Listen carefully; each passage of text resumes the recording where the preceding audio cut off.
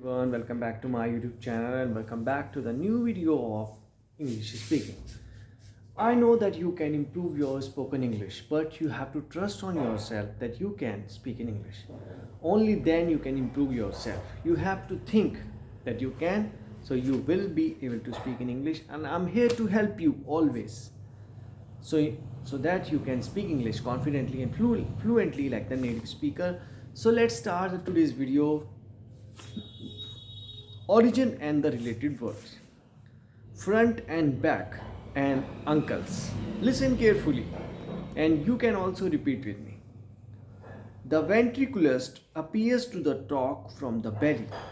The ventriculus appears to talk from the belly. We know very well that some people speak from their mouth, some speak from their tongue, some speak from their belly. So the ventriculus basically appears to talk from the belly.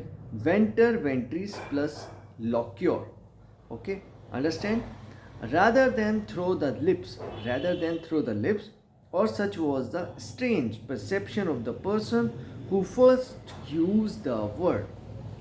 Venter, ventris, belly is the root on which ventral and ventricle are built. The ventral side of an animal, for example, is the front or anterior side, the belly side. Okay, so the belly side is called the anterior side. Okay, ventricle, listen carefully, is a hollow organ or cavity, or logically enough, belly as one of the two chambers of the heart. We know very well how many chambers of the heart, or one of the four chambers of the brain. The ventricles of the heart are the lower chambers and receive the blood from the upper chambers. I think that you have understand very well. So now work out on the adjective derived from. So the adjective derived from the ventricle are clavicle, cortical, vesicle, testicle, and uncle. So uncle has really come from the word ventricle. I think you have understand very well how this word came from. Okay, the next is the noise and the fury. Vociferous derives from the Latin vox. I've told you also that many English words are basically origin from the Latin or the Greek. So again here vociferous derives from the Latin vox, vocious, voice. Basically meaning is voice. A root you met in the chapter 9 also, I have told you in the chapter 9, plus pharaoh to bear on the carry. A vociferous rejoinder carries a lot of voice. It is vehement, loud, noisy, glamorous, shouting. Okay? Now listen carefully. Another thing. To sleep or not to sleep, this is the question.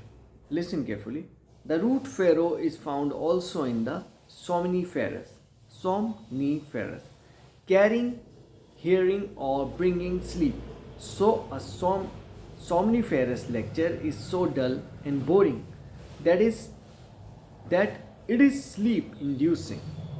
Pharaoh is combined with the somnus, sleep in the somniferous.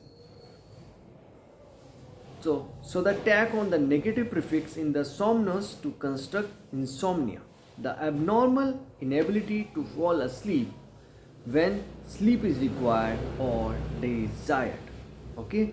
Next one is, I hope you have understand very well about as much as I have speak.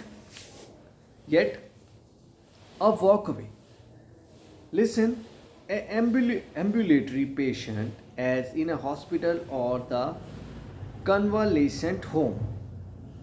You have to tell me the meaning of this convalescent home in the comment section. Is finally well enough to get out of the bed and walk around.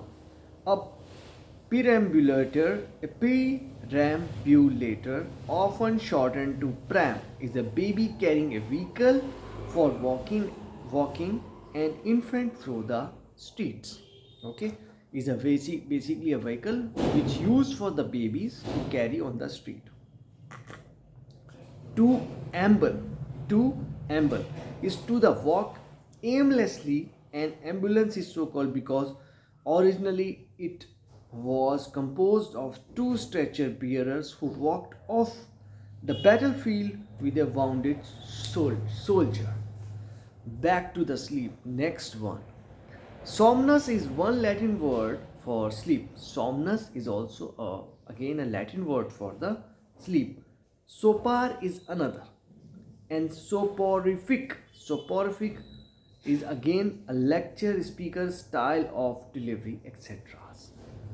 So I hope you really going to understand. This is not your ordinary vocabulary which you can find in your books or in the dictionary, but it is a very advanced vocabulary. If you know these words, and whenever you will give a speech in English anywhere, or you will speak with someone, or you are giving an interview in English, so people will like to listen you, because they will wonder that how you can speak such a good English with the advanced English words. So this thing is going to really help you a lot to improving your English speaking practice. So I hope you really going to like the today's video, but I need a one confirmation from you that you have to repeat with me whatever I am saying, and don't forget to subscribe the channel and share and like the video. See you in the next video. That's all for today. Thank you so much.